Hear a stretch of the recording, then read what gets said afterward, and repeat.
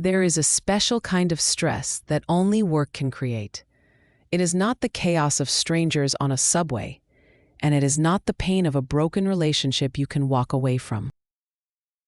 It is the daily pressure of sitting 3 desks away from someone who drains you, interrupts you, competes with you, gossips about you, or makes every meeting feel like a tiny emotional ambush. And the worst part is that you cannot just block them, mute them, or disappear. You still have to show up on Monday, answer the email, join the call, and keep your paycheck intact. That is why work conflict hits so differently. It is not just emotional, it is structural. It follows you into routine. A lot of people secretly believe peace at work will come when the difficult colleague finally changes, when they become more respectful, more self-aware, less passive-aggressive, less controlling, less dramatic. But that is the trap. The moment your stability depends on their personality improving, your nervous system is forced to stay on standby all day long. You become hyper-aware of every tone shift, every message, every facial expression. You are no longer doing your job. You are managing weather. The first shift is understanding that not every difficult coworker is a dangerous person. Annoying is not abusive. Immature is not malicious. Socially clumsy is not toxic. That distinction matters because when you label every unpleasant interaction as a threat, your body responds like one is happening. Your shoulders tighten, your attention narrows, your mind starts building a case instead of building focus. And once your brain files someone under danger, even neutral moments with them start to feel loaded. This does not mean you excuse bad behavior. It means you become more precise. Precision is power. Maybe the issue is not that your coworker is evil. Maybe they are insecure and competitive. Maybe they are disorganized and constantly offloading the consequences onto everyone else. Maybe they need attention, control, or an audience. Once you stop reacting to them as a vague emotional threat and start seeing the actual pattern, you get your footing back. You stop asking, "Why are they like this?" and start asking, "What exactly happens when I interact with them, and what does that require from me?" That question changes everything because it moves you from emotional survival into strategy. The second shift is realizing that boundaries at work are not speeches, they are systems. A lot of people think a boundary means finally telling a difficult coworker everything they have been doing wrong and hoping that honesty will transform the situation. Usually it does not. It just creates a longer meeting and a fresher headache.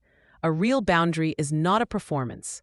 It is a decision about your behavior that you can repeat consistently. That might sound like this. I answer work messages during work hours. I keep sensitive information off informal chats. I do not explain myself 3 times to someone committed to misunderstanding me. I redirect vague criticism into concrete next steps. These are not dramatic, they are effective, and the reason they work is simple. They do not require the other person to suddenly become mature. They only require you to stop handing over unlimited access to your attention. This is where emotional detachment becomes one of the most valuable skills you can build. Not coldness, not numbness, not pretending you do not care. Emotional detachment means their mood does not automatically become your mood. Their panic does not get to hijack your nervous system. Their sarcasm does not get to define your self-worth for the rest of the afternoon. You still notice what is happening. You just stop absorbing it. Think about how many people go to work like open doors. Anyone can walk in, dump frustration, change the atmosphere, and leave the mess behind.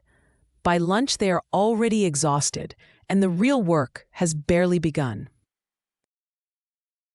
Regulated people operate differently. They are more like windows. They can see the storm clearly, but the storm does not get full access. And here is another truth that changes office life. Not every colleague deserves the same level of access to you. Some coworkers belong in the category of trusted collaborator. Some belong in the category of pleasant but limited. Some belong in the category of professionally cordial and nothing more. That is not fake. That is wise. Your teammate does not need your deepest vulnerabilities just because you share a project. Your manager does not need emotional access to every private struggle for you to be respected. Work becomes lighter when you stop forcing intimacy where only professionalism is required. You do not need to turn every shared calendar into a shared inner life. The final shift is the hardest one because it asks you to give up a fantasy that feels incredibly reasonable.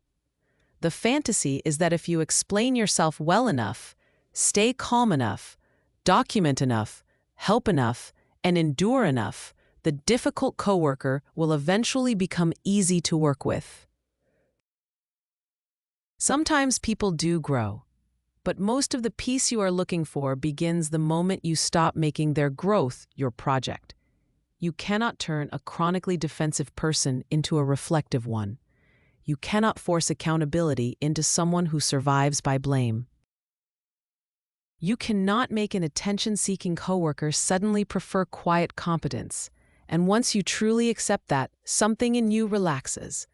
You stop walking into every interaction, hoping this will be the day they finally get it.